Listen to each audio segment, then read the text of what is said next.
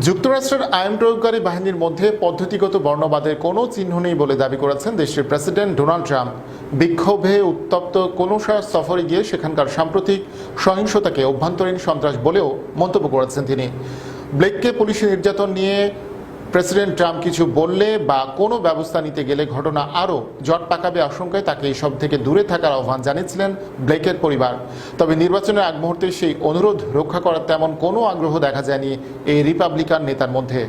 Democrat শাসিত উইসকনসিনে কেউই নিরাপদ নয় দাবি করে সেখানে আইনের শাসন প্রতিষ্ঠার ঘোষণা দিয়েছেন ট্রাম্প।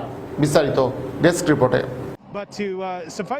কৃষ্ণাঙ্গ জ্যাকব ব্লেককে পুলিশি নির্যাতনের প্রতিবাদে বিক্ষোভে উত্তাল উইসকনসিন অঙ্গরাজ্যের কিনোসা শহর সফর করেছেন মার্কিন প্রেসিডেন্ট ডোনাল্ড ট্রাম্প। সফরকালে তিনি পুলিশের ভূমিকা সমর্থন করেছেন। শহরটিতে চলমান বিক্ষোভকে ধ্বংসের জন্য ঘরোয়া ত্রাস বলে উল্লেখ করেছেন। 23 আগস্ট উইসকনসিনের কেনোসায় গুলিবিদ্ধ হওয়ার পর থেকে পক্ষাঘাতগ্রস্ত জ্যাকব ব্লেক এখন হাসপাতালে চিকিৎসাধীন।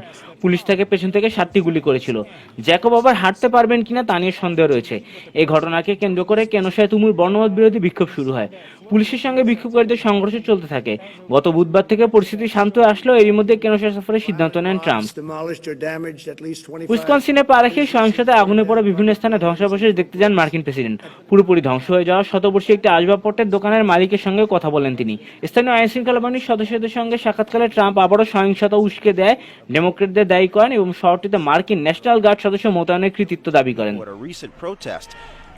বিক্ষোভে ক্ষতিগ্রস্ত এলাকা ঘুরে দেখেন ট্রাম্প। এ সময় তিনি স্থানীয় নেতাদের সঙ্গে এক রাউন্ড টেবিল বৈঠক করেন।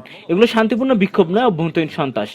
স্থানীয় পুলিশের ভূমিকাকে সমর্থন জানিয়ে ট্রাম্প দাবি করেছেন সংবাদ মাধ্যমে কর্মকর্তাদের খারাপ ঘটনাগুলোকে বড় করে তুলে ধরা হচ্ছে। পুলিশের সঙ্গে সংঘর্ষে আহতদের প্রতি সামান্য সমবেদনা জানিয়েছেন তিনি। তবে বলেছেন তিনি বিশ্বাস করেন না আইন শৃঙ্খলা বাহিনীর মধ্যে পরিকল্পিত বর্ণবাদ রয়েছে। ডেস্ক রিপোর্ট, বিশ্ব বাংলা 24।